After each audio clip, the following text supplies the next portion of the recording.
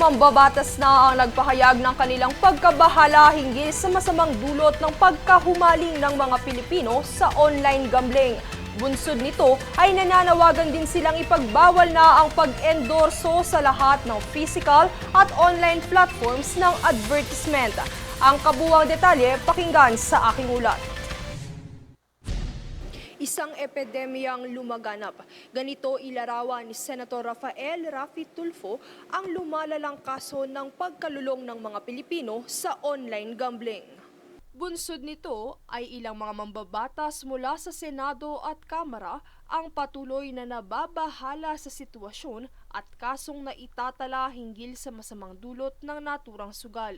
Kaya naman, ilan din sa kanila ang patuloy na hinihimok ang mga ahensya ng gobyerno, partikular ang Philippine Amusement and Gaming Corporation o PAGCOR at Department of Information and Communications Technology o DICT na ipatupad ang advertisement block sa lahat ng ad platforms sa physical man o online. Gaya ni na Senator Christopher Go at Senator Ronald De La Rosa na nagpahayag ng kanilang suporta sa panukalang total ban na una nang inihain ni Senator Juan Miguel Zubiri para sa kanyang priority bill sa 20th Congress, sang-ayon si Tulfo sa hakbang na ito. Sa magkakahalintulad na sentimiento, kanilang ipinahayag na hindi worth the risk ang panganib na dulot nito sa lipunan. Giit ng senador na hindi nakakayanin pa ng pagpapatupad ng strict regulation. For me, hindi. Yung iba sabi, dapat 18 years old lang and above. Naku, ang wise ng mga Pilipino. Yung 10 years old, pwede naman niyang hiramin yung cellphone ng parents niya.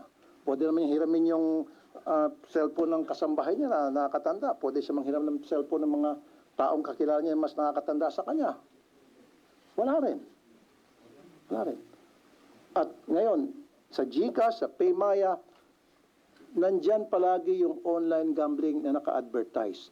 Bagaman nasa 140 billion pesos ang revenue na maaaring mawala sakaling ito ay maban, marami naman anilang mga paraan upang mapunan ito.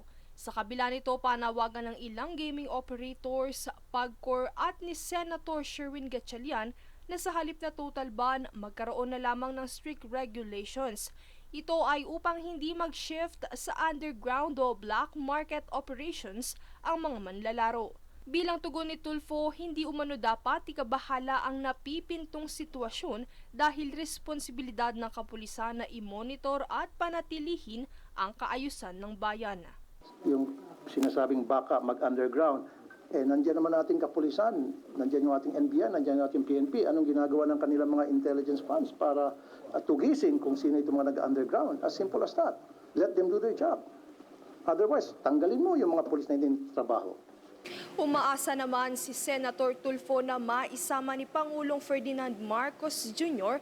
ang online gambling sa mga isyu na tatalakayin sa darating na State of the Nation Address sa July 28. Mula rito sa Pasay City, Princess Castro nag-uulat para sa Golden Nation Network.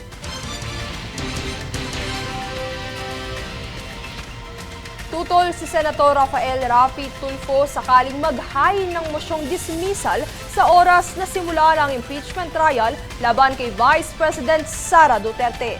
Ito ang kanyang kinumpirma nitong Martes sa isang press briefing sa Senado kung saan nais niyang matuloy ang proceedings nang sa gayon ay magkaroon anya ng pagkakataon ng bise na malinis ang kanyang pangalan kung siya man ay nagsasabi ng katotohanan.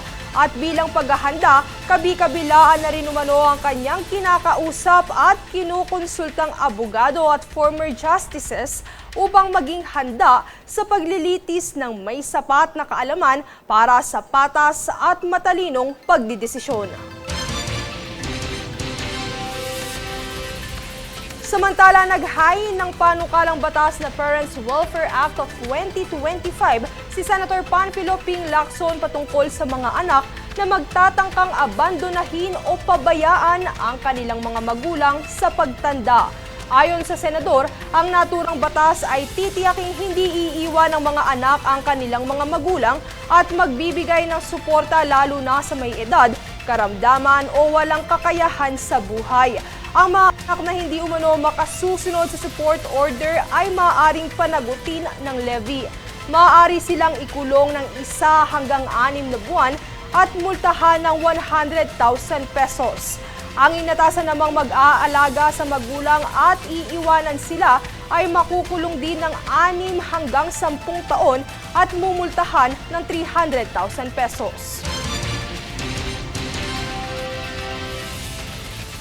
Kaugnay ng Philippine Drug Enforcement Agency o PDEA na timbog ng Bureau of Customs o BOC ang kargamentong naglalaman ng ipinuslit na vape sa isang tanggapan sa NAIA.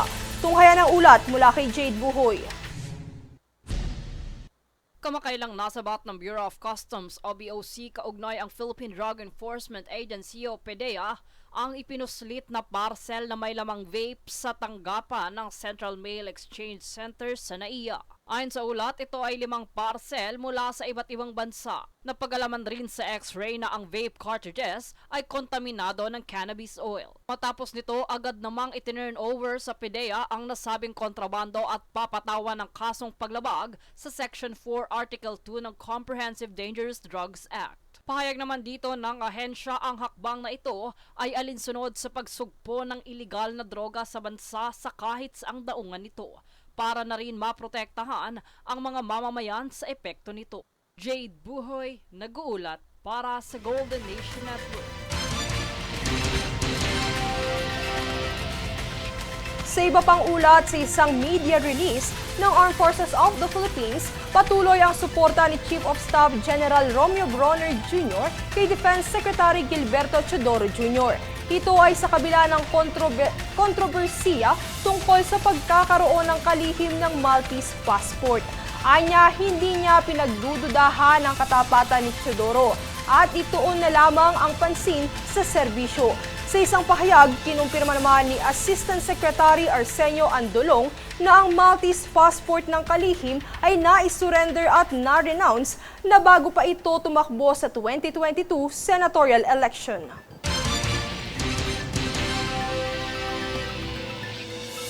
Susunod sa News Force. Wildfire smokes nagdulot ng air quality alerts sa US at Canada.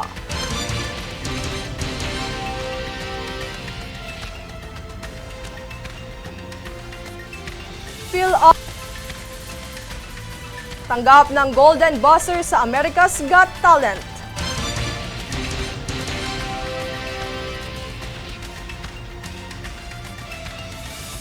Eldrew Yulo patuloy sa 2-year training sa Japan para sa Junior World Championships at 2028 LA Olympics.